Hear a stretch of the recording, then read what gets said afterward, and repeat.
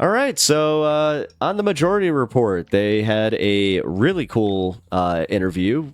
Perfect way to finish out the year with AOC. So I wanted to take a look at that with all you guys and see how it went. So let's take a look.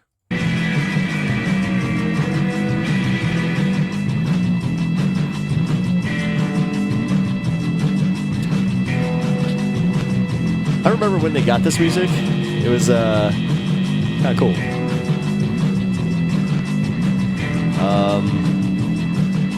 I'm not gonna screw with it. So there we go. We are back. Sam Cedar, Emma Vigeland on the Majority Report. Joining us now, Congresswoman Alexandria-Ocasio-Cortez. Congresswoman, thanks so much for joining us. Thanks for having me. Appreciate it. All right, that's the Midwestern in me. I can't see somebody wave and not wave. So I'm going to start off with let's talk about what's going on, obviously, right now. At any moment, you could be called to the floor for a vote. And there's some indication of what it may be. They're now talking about splitting it up into 3 different bills. But just give us your sense of what's going on here, because it feels like 5 days ago, nobody predicted there'd be an issue with this. We were totally fine. Democrats and Republicans had come to a compromise, CR, just government funding bill. And it's actually funny. It kind of came down to literally maybe like a 3-hour window where the schedule in the House, there was 2 vote series. We're supposed to vote at 1:30 and then again vote at 4:30. And so they were going to put this government spending bill that everyone had agreed to on. There's some talk about putting it through at 1:30. Mike Johnson says, you know what, let's just do it at 4. And in that 3-hour window, Elon Musk tweeted. And it died. And then you have Trump threatening, and basically Trump threatened to primary any Republican that voted for a clean CR. And then Elon tweeted that he was threatening to primary anyone that voted for the compromise CR.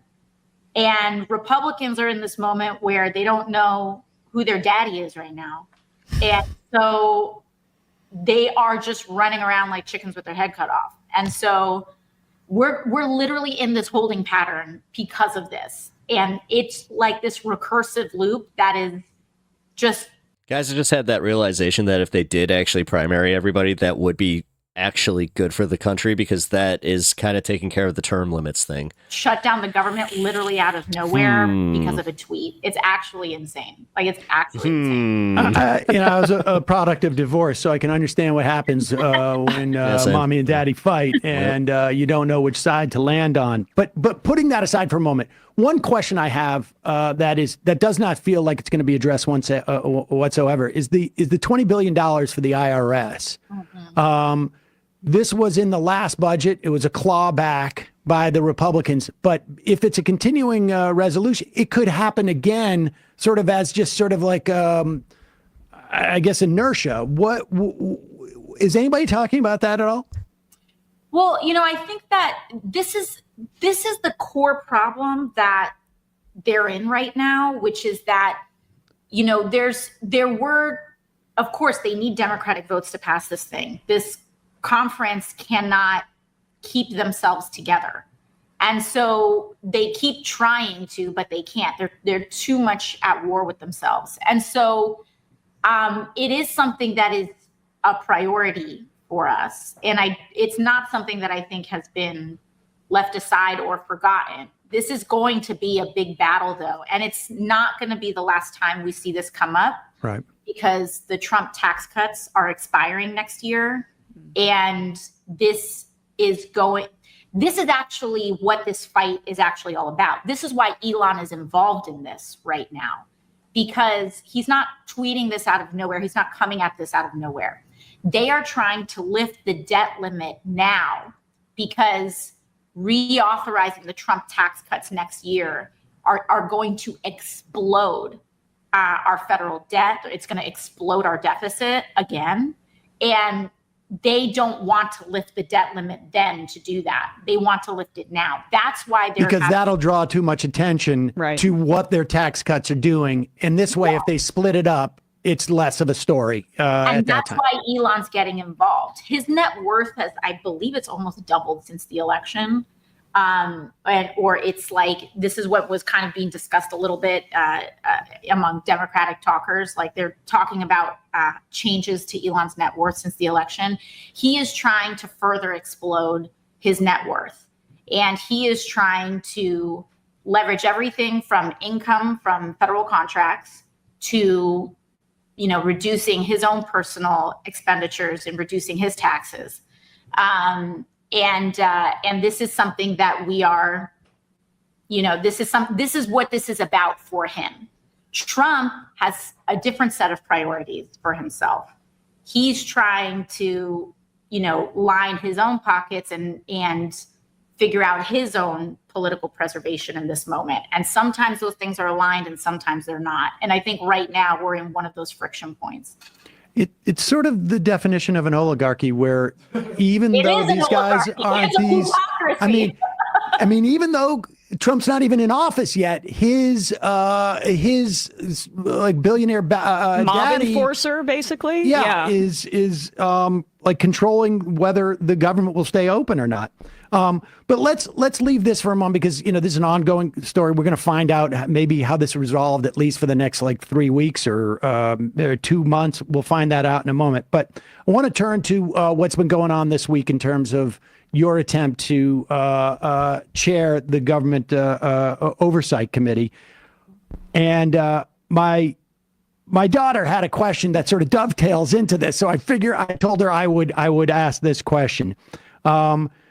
She wants to know, and I think sort of these two questions sort of address that whole dynamic. One is if you feel abandoned by the Democratic Party, and how so if you do. But also, she wants to know, how do you grapple with having to appeal to multiple different ideological groups within the Democratic Party and your constituency? Yeah, well, two really good questions. The first one is that I don't really feel abandoned by the Democratic Party because my primary relationship that I care about the most is mass movements and mass movement politics. And part of my job and my role exists forever in this tension point between mass movements and everyday people and the establishment of the Democratic Party. And so that is always as long as I exist as a person, I am going to be in this waypoint between these two forces.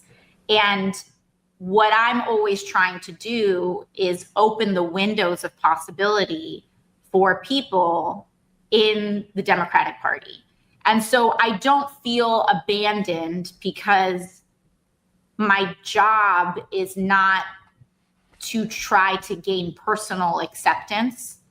My job is to try to build power for the working class. And so I feel like you have to know when to select your battles and when to force the question. And I ran to win. I always run to win. I don't pick fights that I think are losing from the jump, even if they are long shots. But I also felt like this was a win-win situation. And I felt like it was win-win because you win it in a literal sense. We're able to wield this seat. And I think I genuinely ran because I thought it was what was best for the party. And I think it was what was best for the country. And I think it was what was best for people. And that's why I did it. But I also think that it is clarifying.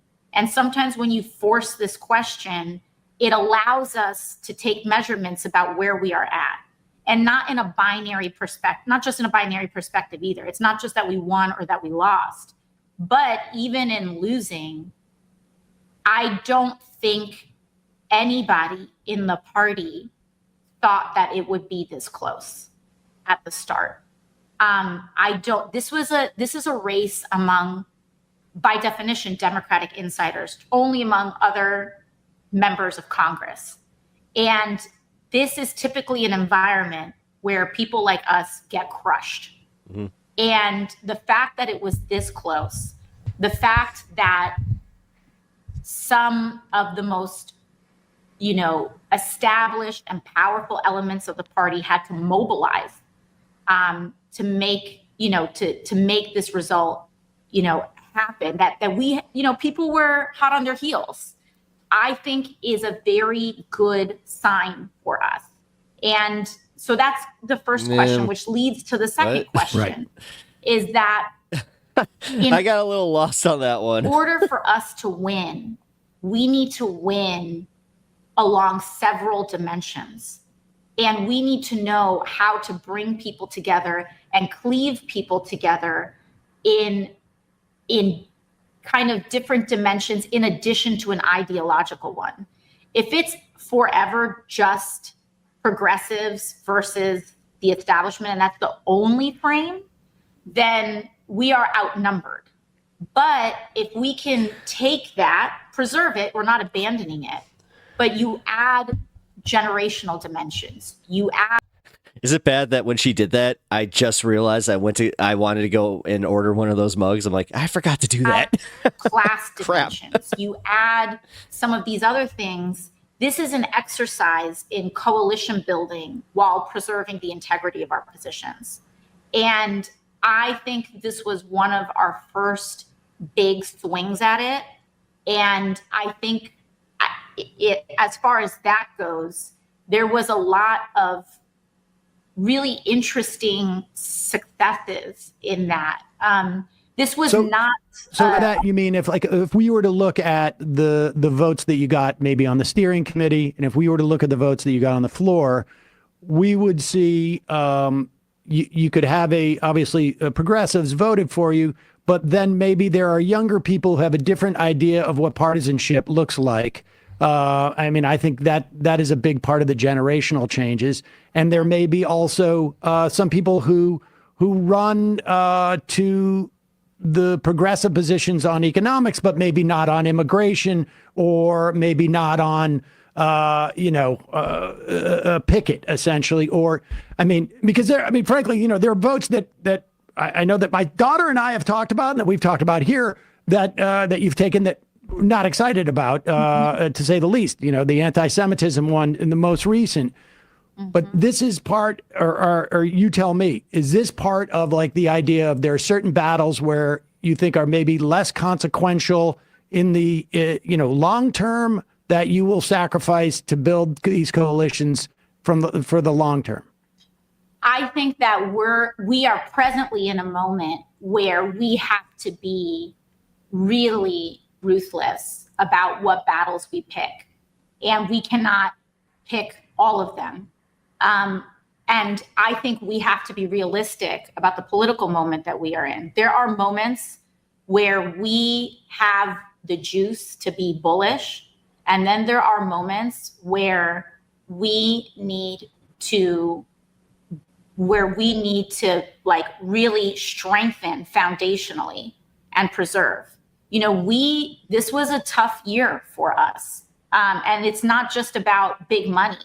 It's about like organizationally on the left, we are in a challenging time. Just everything that has gone on over the last year, there's a genocide that is happening. And this is rightfully been a focus of so much organizing. And it's also caused a lot of not just internal, I think, questioning, assessment, how we do things on the left, but it's also been a moment where we've had tons of dark money, not just, yes, APAC, also crypto, also Wall Street, all these folks that are constantly waiting to pick us off.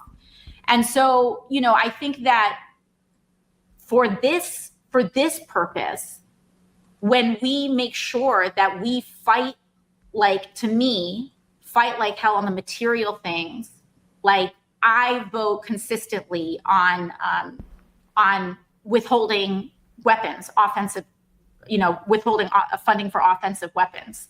When it comes to some of like the finer, second and third degree connections on condemning anti-Semitism, if IHRA came explicitly to the floor, I would not vote to ratify it. But I think that we need to be very strategic. We cannot swing at every single pitch because we have to build. And so I do think, for example, internally, one of my big cases about in gaining support, and what is interesting is that the support that we got in this, it was not just like the Progressive Caucus plus the Hispanic Caucus, which were the two caucuses that endorsed me in this fight. We had swing district Democrats that supported me in this. We had New Dems, which is a Pat Ryan, I think, was one of the most successful of the swing, sort of the purple districts, as it were. And he, I think, spoke on your behalf, right? Yes, yeah. And he outran Kamala Harris by the largest margin of any House Democrat. And so one of the things that the case that I was making to the caucus is that I can message on an economically populist message. And that is my intention. Of course, we are going to fight on civil rights. We're going to fight on human dignity. We're not going to let Democrats abandon our trans community. We're not going to allow Democrats to try to run skittish on civil and human rights issues. But the selling point, the most alluring point to bring the party together and to bring them over, we have to make a case of persuasion, which is that there is no other place where we are seeing promise to win back the working class, to win back Latinos, to win back young people than right here. And the message that we can send as a party. The simple answer, Les, is that the actual electorate just views Trump and AOC as not the average politician, the ones that upset Trump upsets the Republican Party and the Democratic Party. AOC upsets both the Democratic Party and the Republican Party. This isn't like rocket science, dude. They literally see them as the outsiders. Are they right? No, because they don't watch news as much as we do.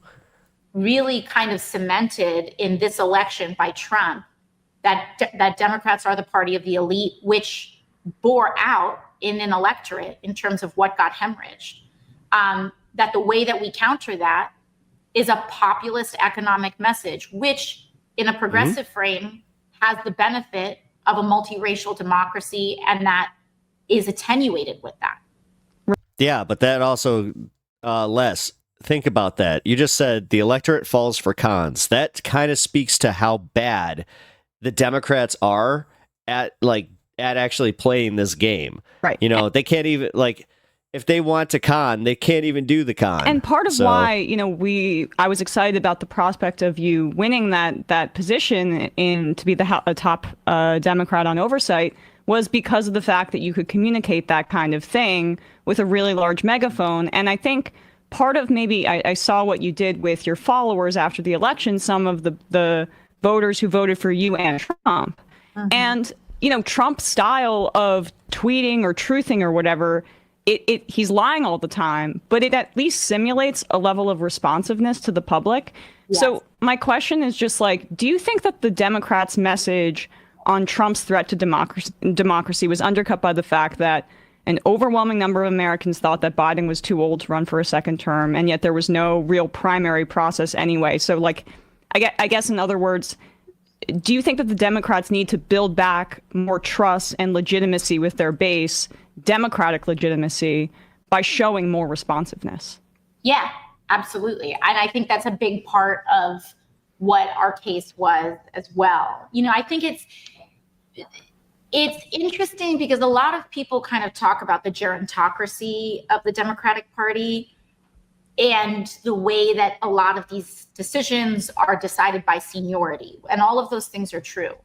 But what is also attenuated with that is the fact that it is really hard for a lot of, I think, Democrats to wrap their head around the current media environment that we are in, And there's still like this really big attachment to the idea that CNN, MSNBC, the op-ed, pages of the New York Times are where swing voters are and where everyday people are.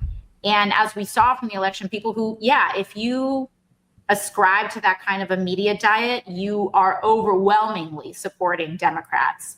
But there has for a very long, and this was actually part of what part of what I was trying to offer the party is also part of what I think had cut against me in this race, which is that there's this idea that having this, not among all Democrats, but I think among more of the old guard, that having that kind of resonance and responsiveness is gauche and lowbrow and unsophisticated.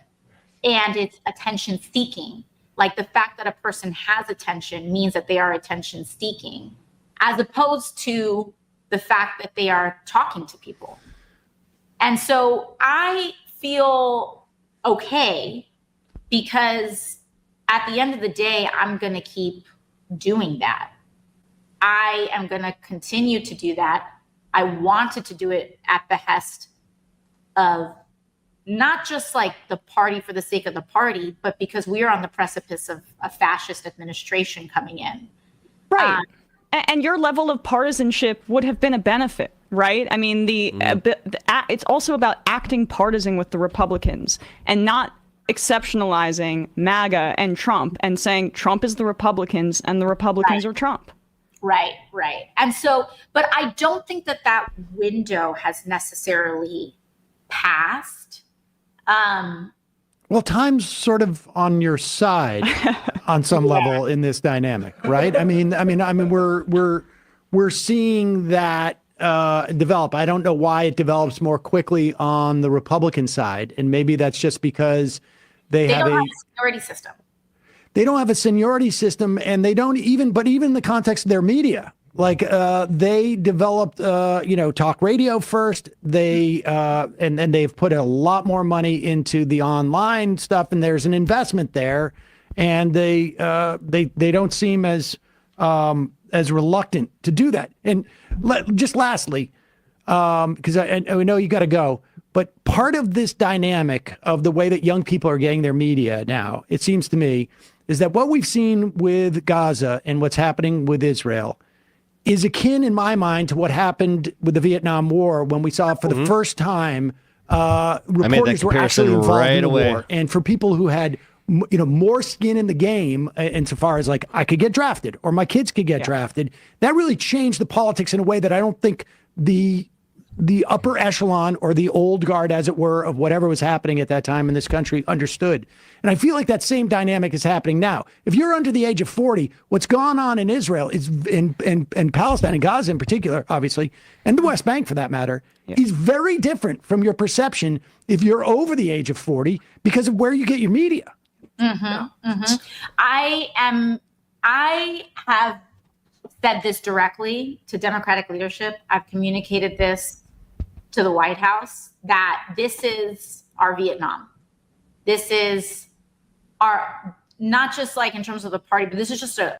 You know what my personal Vietnam was? It was STDs. That I'm on the record saying my personal Vietnam. Look it up. It's on the Howard Stern show. Our country's Vietnam. And what I think a lot of people do not yet understand is they think that some of these hemorrhages are maybe ideological. They think maybe it is like an ethnic thing. I don't think there is appreciation yet about how generationally radicalizing this moment is, and how... Watching the blatant chauvinism in my chat right now is just making me go, ugh. How shocked people are at how far just like the general inertia is willing to go, as if we're not seeing what's happening right before our very eyes. I mean, we are now at the point where, in where I exist, me calling this a genocide, going to the House floor, delivering a speech saying that the administration is aiding and abetting this is so far beyond the fringe, so far beyond the pale. This is also part of what this dynamic was in this vote too. It came up like, let's just be, to call a spade, that was also an element in this fight. But I think that it is important that we lay these markers down again generationally, because people see what is happening, and we need to have some sort of legitimacy if we seek to reinstate an order around human rights and actual care for democracy. And that is the benefit of being of trying to be consistent. And so when I see these losses, they're not devastating to me, because I think they are important waypoints for us to see. It's not just a loss. Like, again, in the context of the Democratic caucus, in the context of a 3-term member of Congress running to become a ranking member of a committee against, someone that has decades of experience here, to gain that waterline of 84 Democrats in an internal fight it is something that people were taken aback by. And we will see, what do we do with that? I don't know. But it is a chip that we have. And we'll have to see other people we can elevate and support and see how all of these things interact. But at the end of the day, it's something that I think was a net gain for all of us to be able to engage in. Yeah, I suspect that 130 on the other side or so were surprised, and they're, I don't know if put on notice is the right way of putting it, but they're aware that maybe there's something they might be missing. Congresswoman Ocasio-Cortez, thank you so much. Thanks so much. And good luck with whatever you end up having to vote on today. Hopefully there is something to vote for, because it makes a material difference for a lot of people that we operate the government. Really appreciate your time. Thanks so much. You. Thanks. All right. Bye-bye. That was a good one. Let's go to the next one.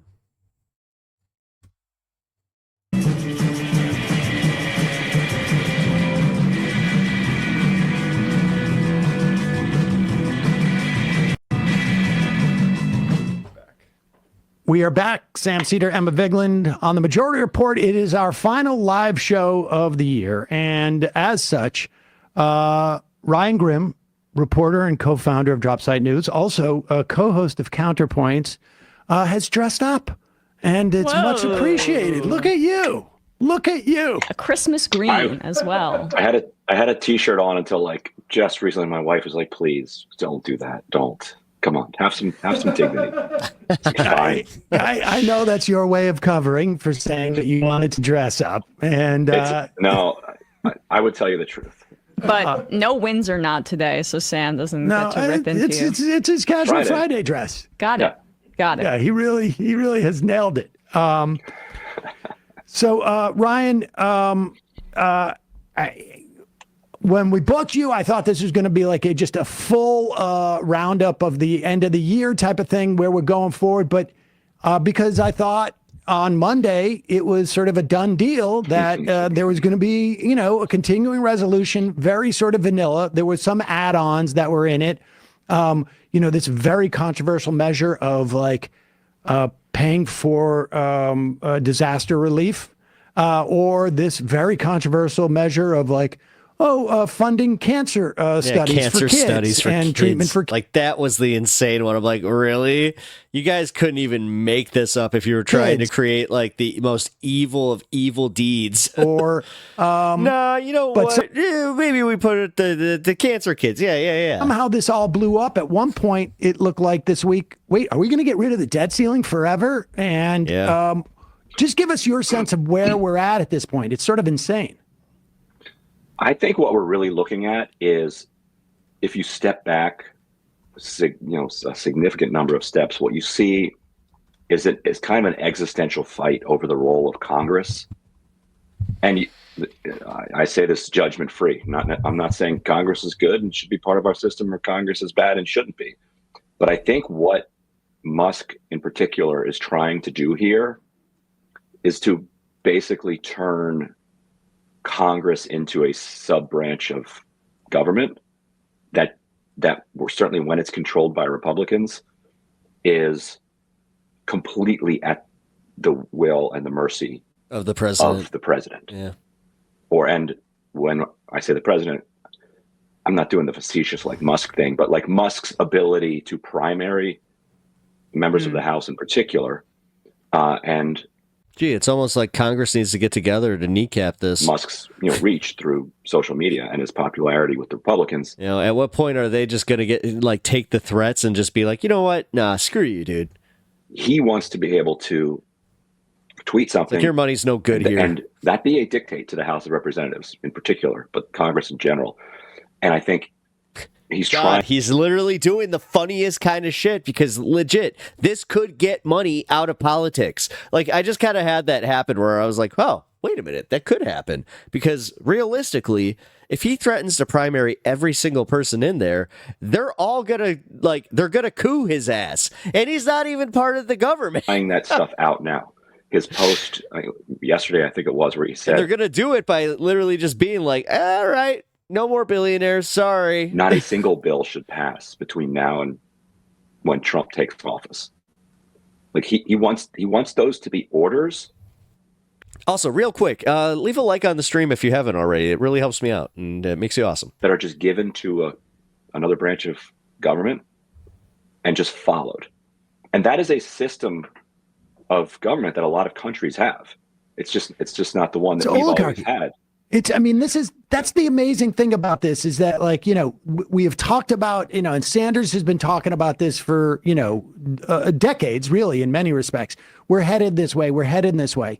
The idea of a billionaire when the party's still out of, it's not like this is Trump's in office. It's not like this is just him. And they're using that as the argument. And like, Trump's not even in office. This isn't even his fault. Sort of almost like transpartisan on some level. And of course, he's just leveraging the Republican Party. But we've had money that, of course, is going to play in primaries, right? Like, we saw this with Cori Bush and Jamal Bowman. We've seen it in, Jayapal as well, where like DMFI comes in and, APAC money. Or other big industry, but we saw it with crypto money in Ohio. But the idea that one person has enough money to beat all of these people and it happens to be aligned with all those people I just said, which I don't think is a coincidence. But the idea that he can deploy this and they know, like, there's someone to the right of me who's just as and the only thing they have to do is say, and this is their primary, all they have to say is they have more fealty to Musk and Trump or whatever you want to call it than I do. And here's the evidence. And we're 2 years out. You can't get further from their potential. Like they're not sworn in yet. That's my point. This is like, he's now threatening he's like threatening politicians in the womb. Essentially, with primaries for positions they don't even hold yet. Technically, it's fascinating. Yes. It's never happened before that, even APAC, when they go after, half a dozen to a dozen, left-wing Democrats in 2022 or 2024, for instance, like to spend $100 million, they at least had to go out and hold some fundraisers and make some phone calls and hit up individual people for. You can look at you can go to the FEC and see like $1 million, $1 million, $1 million, 5 million, 10 million, million, half million. And then you'll see a ton of 6-figure checks all at the same day. So you're like, oh, there was a fundraiser this day. All these people gave $100,000. And eventually they've raised $100 million and they spend it. That is a disproportionate asymmetrical amount of power that they have to basically anybody else in politics until Elon Musk steps in. He doesn't need to even organize a fundraiser among 100 people that give $100,000 or 10 people that give $1 million each. He can just say, all right, here's a super PAC.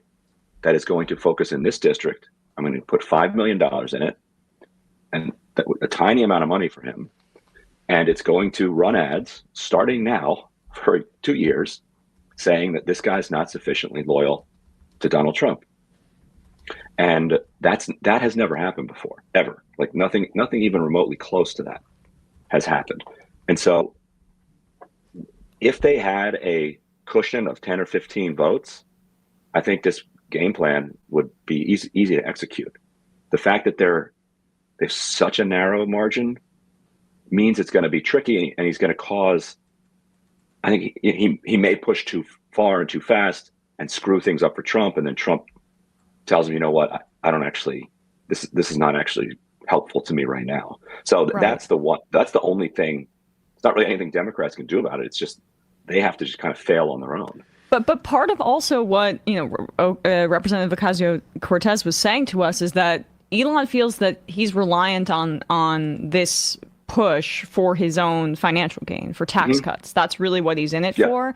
And I guess that probably elongates the level of like the amount that Trump and Musk are tied together. If his self-interest is so specifically tied to this agenda and to the tax cuts, then like the breaking up of the two over their egos, it's going to be harder to pull off, which I naively thought maybe they had a chance with some of the trolling, but it doesn't seem like that's happening. And let me just add They're to feeling this. themselves. What does that look like? Yeah. Like like this whole thing about Right. President Musk so that it gets under Trump's skin. Look, if if I thought it was in my power, I would I would stoop to like putting when we were kids they had little like asbestos tins of like itching powder, and I would put that in I'm not above any of this, but in terms of efficacy, this whole President Musk thing is the dumbest thing. I disagree. I disagree because like we've seen how Trump reacts to the dumbest stuff.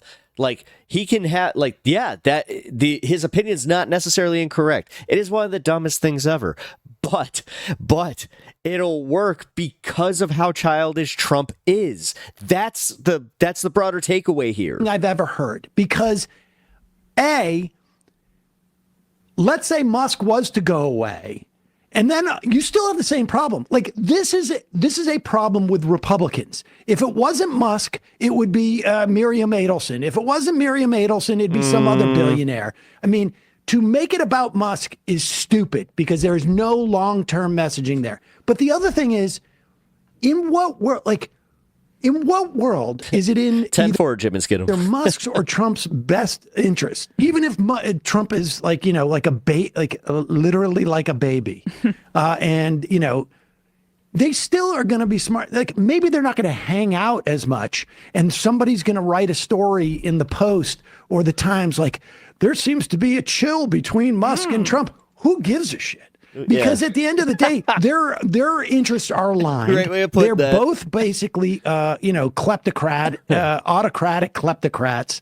And it's just like they may have to negotiate. You know what? It's not 50-50 anymore. It's 60-40 or it's 35-65, whatever. Like, this is the dumbest thing. This is so baby brained. This is junior high school stuff. And we need people playing in the big leagues, it feels like. And so what I mean by them failing is that they are unable to run their operation. In other words, let's say that they do actually shut the government down. Musk is, obviously a very intelligent guy, off the charts IQ, that sort of thing. He really has no idea what he's talking about when it comes to government. None. I don't think he understands what the consequences would be for the Trump administration of shutting the government down for the entire transition.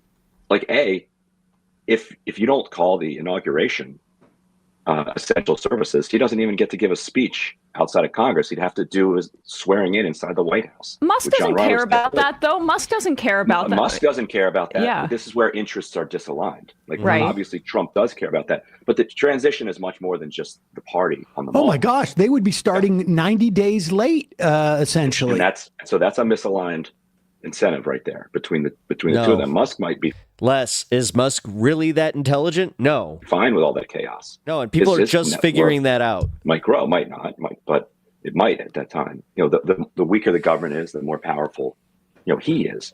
But Trump, I think, is actually enjoying this round of his election so much more than 2016. 2016, he won as a fluke. He lost to Hillary Clinton by 3 million votes, which he was mortally embarrassed about.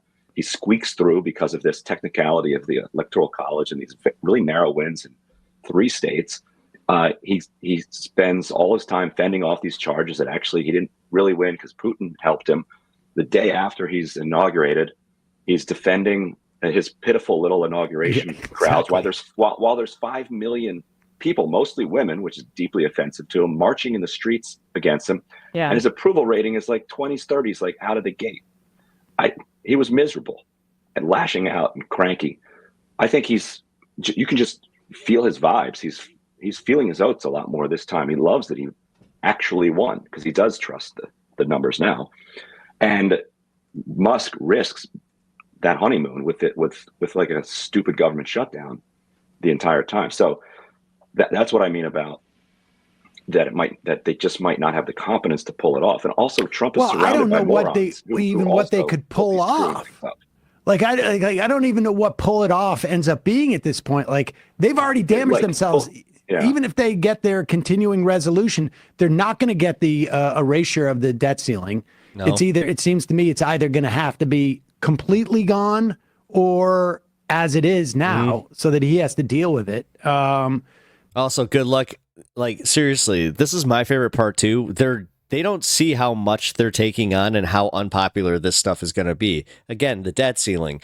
How are they ever going to be able to use the debt, the national debt, as a bargaining chip or even just a frickin', as a bullet in their chamber, if you will, against us anytime that they want to say, well, the Democrats are about to raise the deficit. That's one of their favorite things to do. Because as the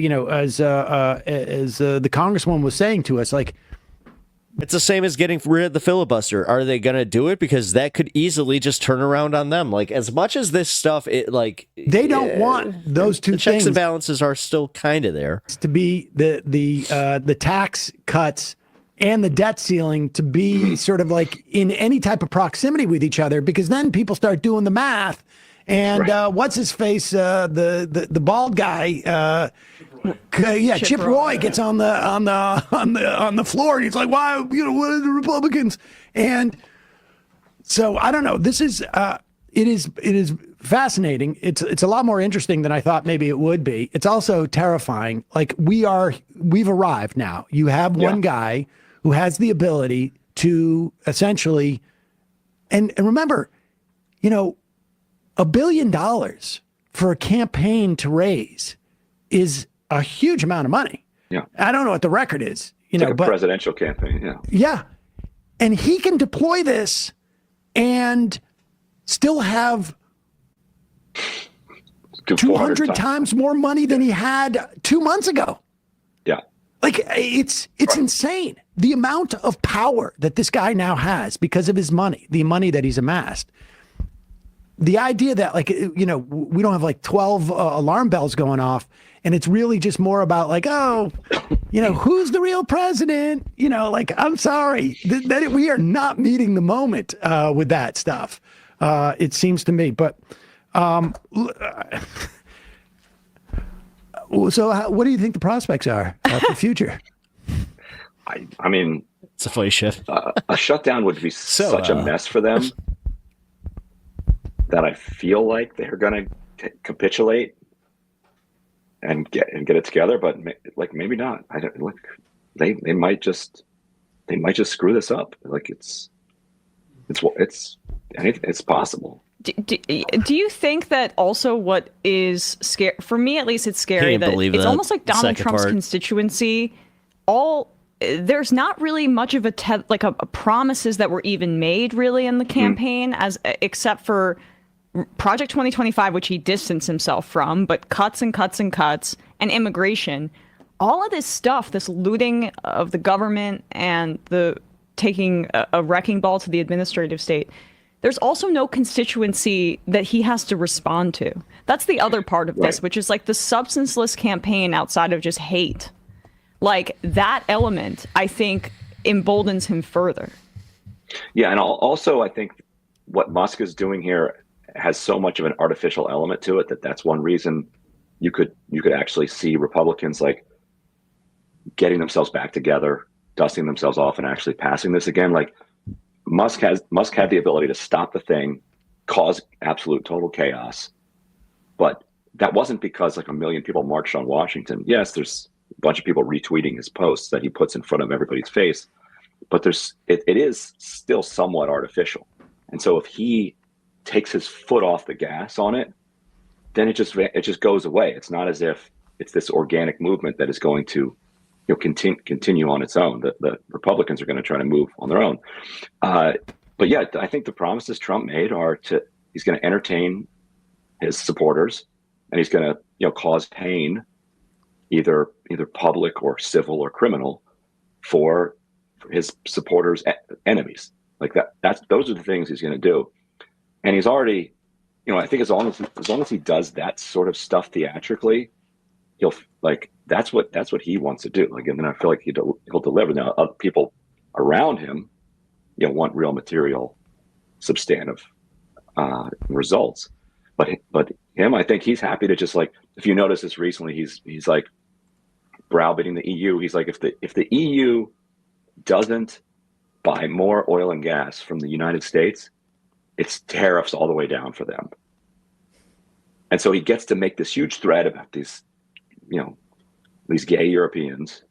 And then he gets to back down when he points to some numbers about oil and gas that they bought. That seems to be, I want to turn to sort of the Democrats and ask you what you thought about the AOC, but it seems to me that like there is a world in which Trump's most excessive things are just used as like, threats that he knows people don't really follow. He just like, it's a way for him to rack up wins. Half of his people told pollsters they liked him because they didn't think he was going to do those things. Mm-hmm. Yes. They liked that he said it, but they also they don't believe that he's going to do it. And so he's going to be able to just talk about wins all over the place for stuff that is almost pre-existing, and claim that it happened because, he knows how to negotiate and bargain. Yeah.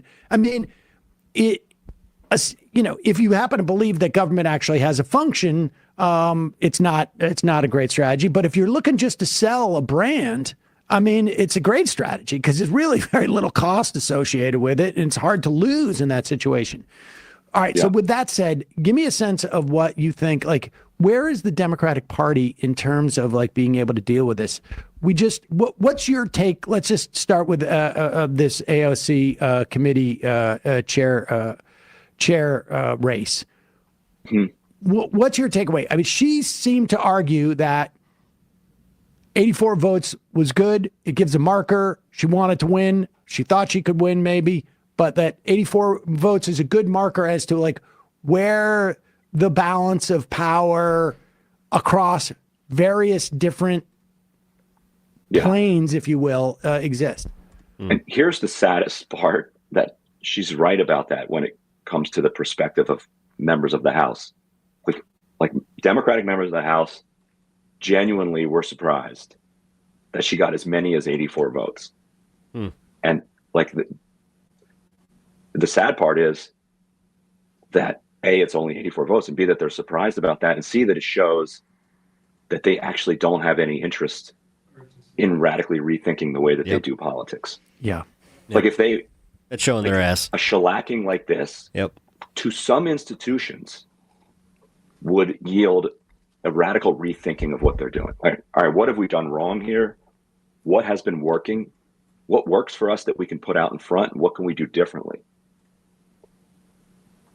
Instead, they're comparing themselves to 2022, 2018, saying like, hey, it's the fourth term, she's coming into her fourth term and she won 84 votes. Like that's historic compared to what it was like in the 90s or what it was like in the 1950s and what it was like in the 1930s.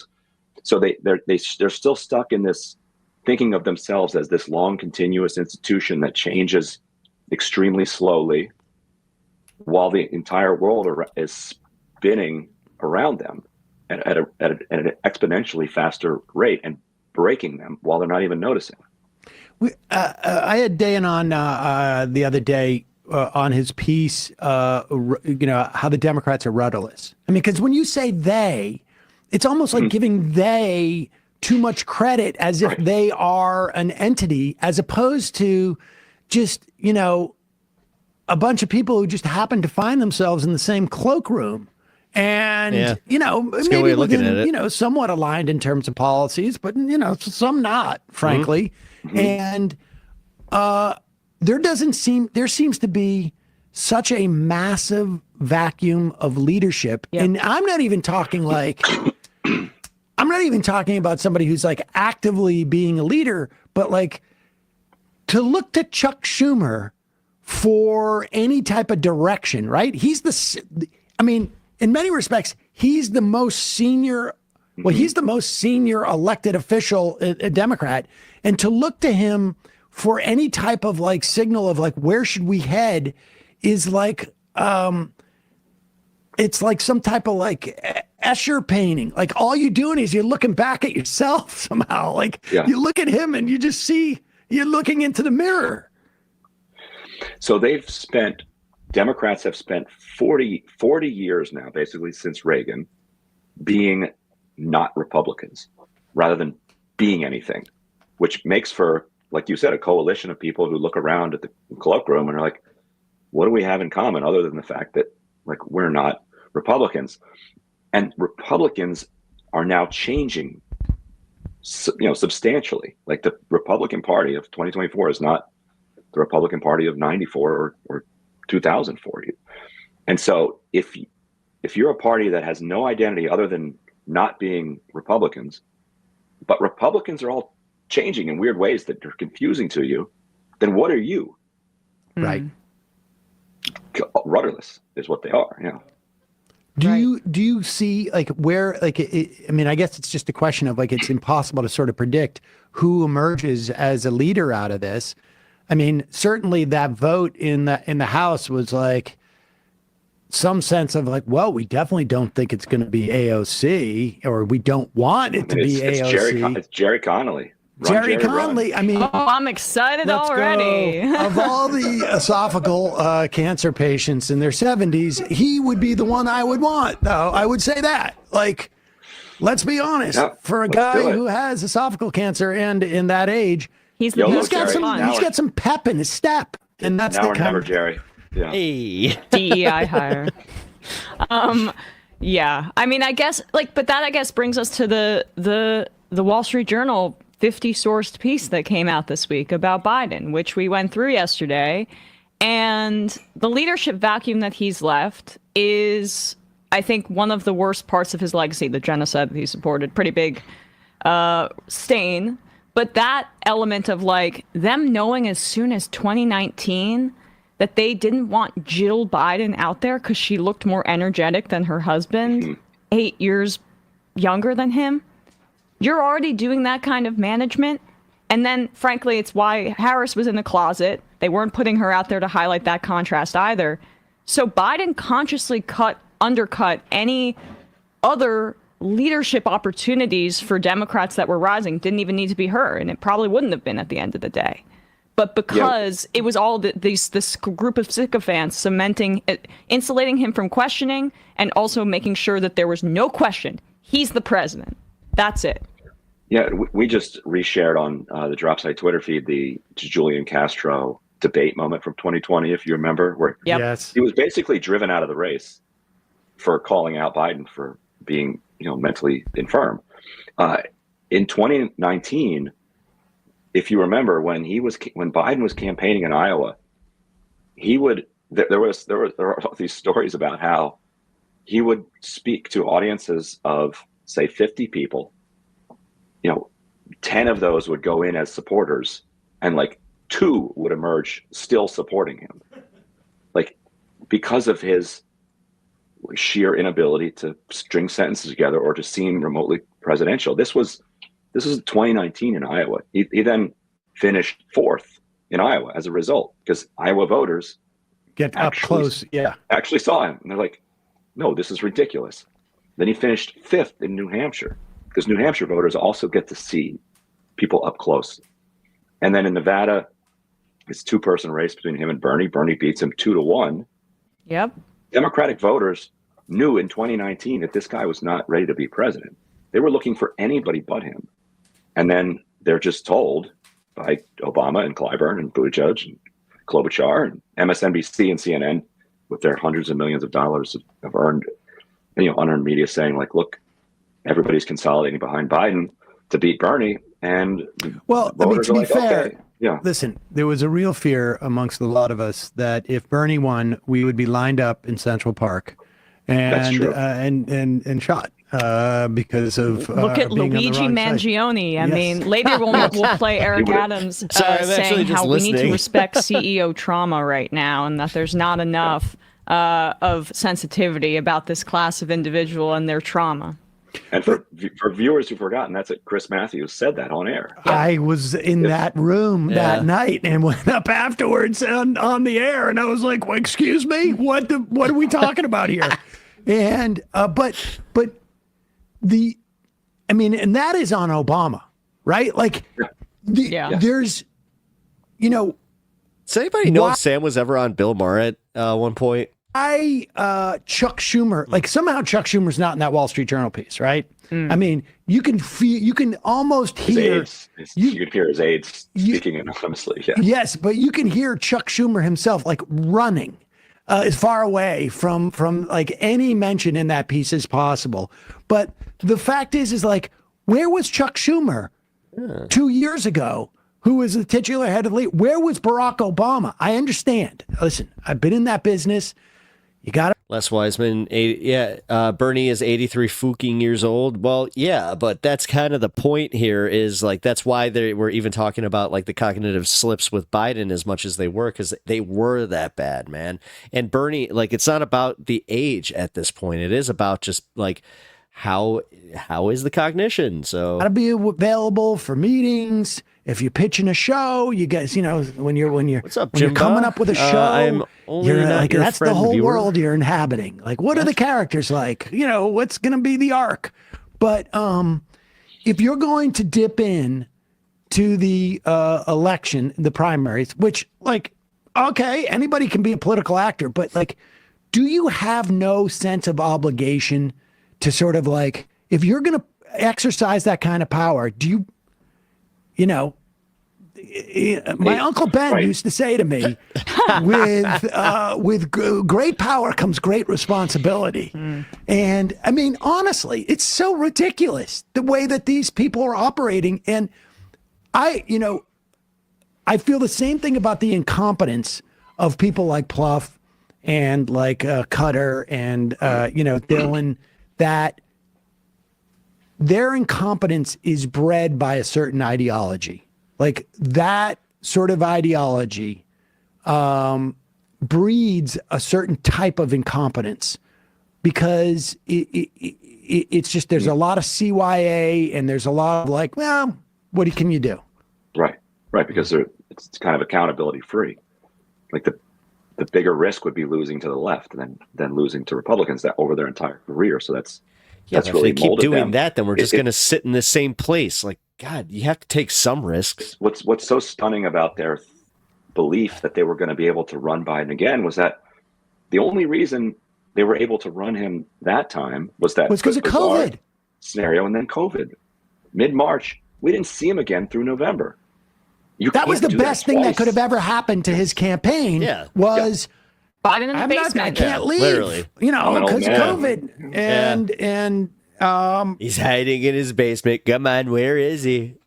On some level, like that. And Trump being basement the actual president and everybody wanting him out.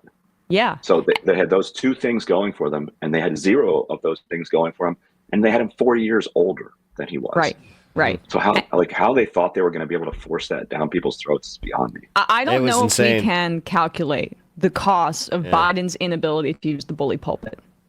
Especially in the communications environment that we live in now, why AOC is potent, which is what I said to her, and why Trump is. They are trying to talk to you directly. and Yeah. Trump's lying by Truth Social or whatever. But it feels to voters like a level of responsiveness that a guy like Biden, who didn't say anything publicly, basically, for the final 2 years of his presidency, they didn't feel that on top of It's almost like have the respect to at least lie to me. all of the other really? reasons that we talk about with him. And, you know, no president ever gotten reelected with his I approval swear rating. that's how they and actually look at it, though. It bore out.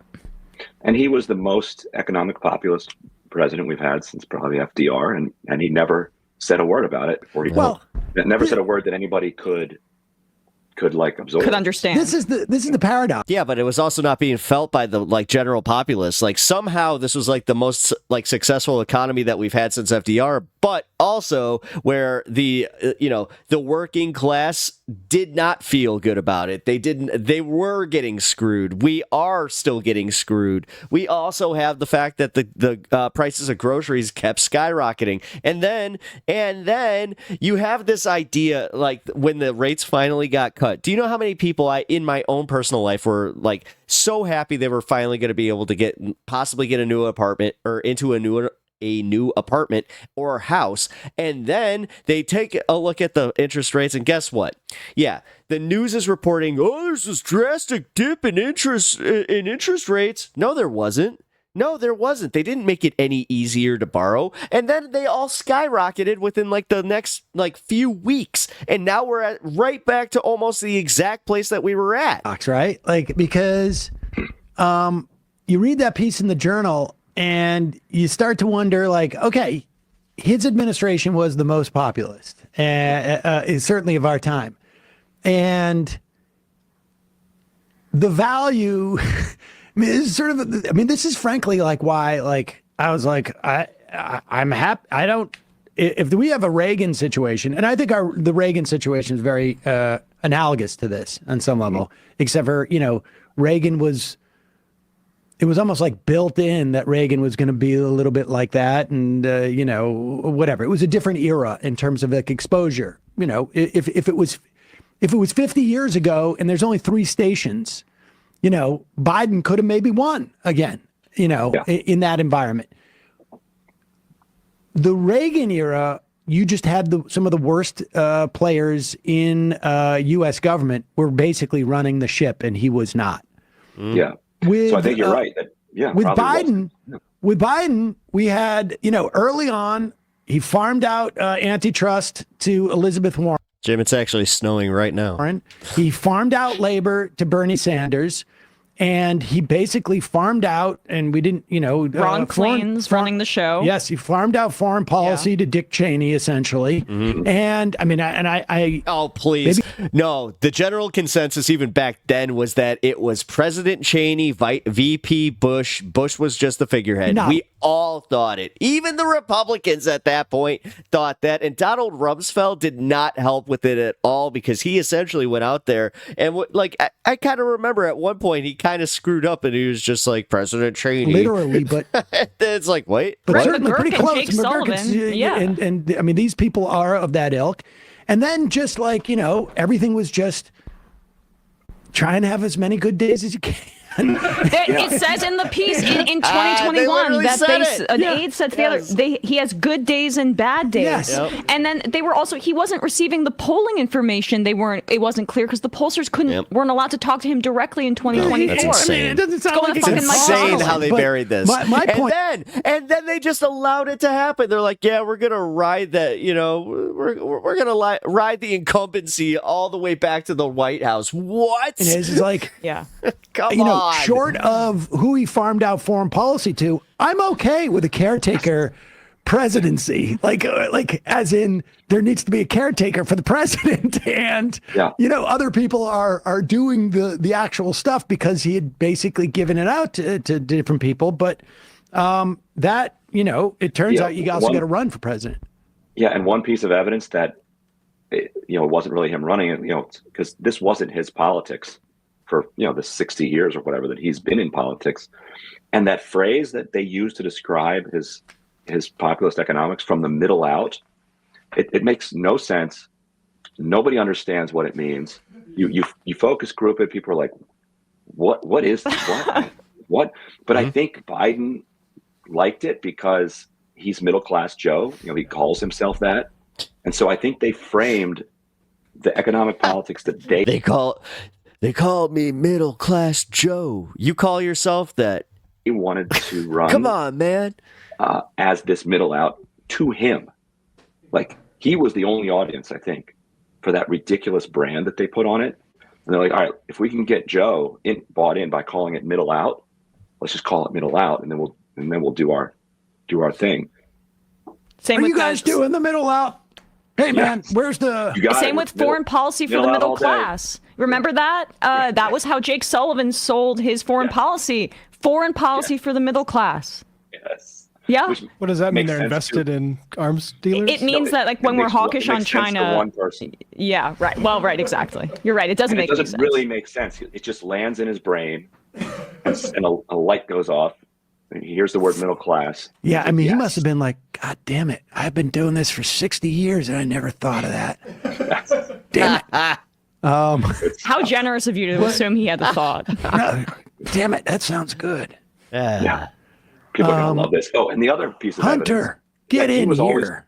He was always calling Larry Summers for advice. Really? Larry Summers was completely shut out by his entire economic policy team because they thought all of his ideas were incorrect, like a Kramer style. Whatever he says, let's do the opposite. Yeah. Right. Yet Biden would talk to him regularly. But then his whatever he told Biden would just be completely ignored.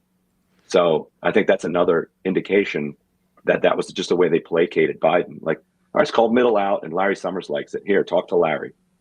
And Larry would tell him, just don't do all the things that your team doesn't do. Do you want to read the latest Matt Iglesias piece, Mr. President? Here, look at this. Yes. I mean, Les, it's kind of also disingenuous to ignore the fact that he is kind of infirm, dude. Like, this is like, yes, we can acknowledge like how he did well with unions. He did some good stuff. Like we can acknowledge that.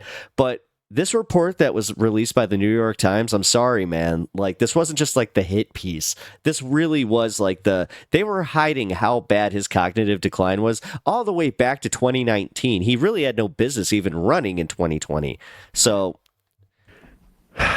And Micah and Joe, they look so let alone 2024 good today, don't they? They're my friends. All right. So Ryan, this is our final live show of the year. And we've talked about the now sort of like not theoretical, but we've reached oligarch. Hey Scott, welcome to the stream. Biden and his team screwed us royally. Stage. Like in a very obvious fashion, I think. And we've talked about the fecklessness of the Democrats and the fact that we had a pretend president for 4 years. Positive note. What's going to be positive? 2025. So, we can just laugh about it now. There, that could be in a positive direction that I could underline. When she said that, I'm not saying dementia, dude. There's other ways to have cognitive decline. Like dementia isn't just the exclusive way to just kind of lose it, man. As she was running for ranking member, the case that she made to the caucus was that she would lead with economic populism. That she is very good at messaging around economic. No less, but he did talk about corn pop, and if you're going to ignore that, then you really are just as bad as everybody else that was ignoring that shit. Populism, and she was contrasting that with leading around the cultural politics. Oh, that was in response to Biden screaming about people eating cats and dogs. That's why she said. That's why she followed it in your interview by saying, "Don't worry." I'm still multiracial coalition. Yeah. It's like. You got Trump for the next 4 years. Be happy. Listen, like, why is it having criticism of somebody means that now I'm all of a sudden like, yeah, be happy that, this happened. It's somehow our fault for pointing this stuff out, dude. Like, no, this is part of the problem with the fucking Democratic Party is the fact that they tried to pull exactly what you're kind of doing right now. Hey, it was fine. You ignored the good, but because honestly, if his cognitive decline was as bad as they are saying, and obviously they are, dude. When his own aides are coming out now and going, yeah, he had good days, he had bad days. You start saying, dude, and it's clear, You de-emphasized it. And then also to ignore the fact that he shouldn't have been in the race to begin with, because he himself promised that he was going to pass the torch, didn't. Then the Democratic establishment was like, well, yeah, we want to ride that incumbency. And they tried to even do that thing where they're just like, well, Kamala, at least with her, we can still kind of ride the incumbency. But then anytime they were like, well, if we don't like his policies, so we see like Trump would do it. And he was pretty successful in it, where it's like he would do the blanket labeling of your policies. And Kamala would just be like, listen, I'm the VP. This wasn't necessary. Yes, I did have some, like she tried to claim it, but then like you can't have it both ways. It's the cake and eat it too fucking conundrum. Specifically, which I've always hated that phrase. Again, is it just like maybe one of you guys can answer it? It doesn't mean you have the whole cake and then you get one special piece. Saying that she's de-emphasizing that and re-emphasizing the economic politics, economic populism, and I think that's a good thing. It's no secret. That's what I've always felt. I think that you actually will win the cultural fights by winning those fights. Like I think you fight and lose on the cultural fights, then you lose them both. You have to fight on the economic populism, and then you win them both. Yep. I definitely saw it in the context of when I mentioned Pat Ryan and said immigration, because I just happen to know, like, I'm familiar with Pat Ryan. That's your man, right? No, I mean, I'm the 19th. He's the 18th. If he was the 19th for a brief moment, but he used to do regular interviews on on the radio station I listened to up there via the internet. It's very effective. And when he was county supervisor. And, he is I think definitely has the sensibility of an economic populist. I think he's probably more to the left in general than he is as a, politician. He's a vet. His immigration stance, I'm not terribly thrilled about. He got, and that was really the one that probably the one position that he held that I don't subscribe to. In New York State, it's a very difficult environment right now for that, because of the way that Hochul and Adams, I mean, it's been framed that way, and Swazi's win, right. That's like you're really swimming against the tide. But he ran on two things in terms of what his mass media was: Social Security, protecting Social Security, and abortion rights. And, Social Security is the Democratic populist message. That's where it all emanates from, it seems to me. You want to expand Social Security, there's you understand the value of a universal program and getting everybody involved, and you understand the value of mandates and all of this. All of the sort of Democratic populist measures are manifested through Social Security. And Sam's not wrong about those. I think we're watching the maturation of a politician. It's just, hopefully it's not the maturation process is not like a Nancy Pelosi maturation process, right? I mean, no. I don't know if San Francisco was ever about populism, even 40 years ago, when it wasn't like it is today in terms of where the money is. Right. And she always represented the establishment wing of the San Francisco Democratic Party against its more insurgent wing anyway. She's always done that. Always. If there's one thing Nancy Pelosi has been consistent in, is shutting down the far left. All right. Well, on that note, the far left. I'm trying to sum up your positive message. So, some AOC's Democrats are going to lean into economic populism. Wow, that's really tepid. That's really tepid. That's a very tepid positive message for 2025. Anything else? I don't know. Well, I think they're already talking about, candidates for 2028. So the idea that 2024 is going to be the last presidential election.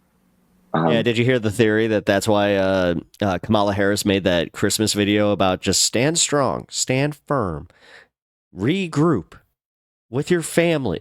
It was so cringy. And I just I can't get behind the idea of getting behind That's her. good to hear. That's good to know. But yeah. it's still, 4 years away. They haven't even taken the oath of office yet. So I'm not sure we can bank that. But as Edward Gregorian says on our IMs, this is why they call him Ryan Grim. And Ryan, Ryan, thanks so much for joining us. Have a great 2024. Run. Folks, oh my God, the guy should be a comedian or something. check out Drop Site News. You guys have been breaking stories. It feels like every week. Yeah, a lot of good. We're on a roll. A lot of big. Really hits. are. Yeah, good Cuba piece coming today. You'll like. Oh, all right. So, folks, check out Drop Site News and. I really appreciate Ryan? you guys checking out my content. If you guys can let me know in the comments below what you thought, that'd be much appreciated. Leave a like and sub to the channel if you haven't already. Either way, I appreciate you, and I'll see you in the next one.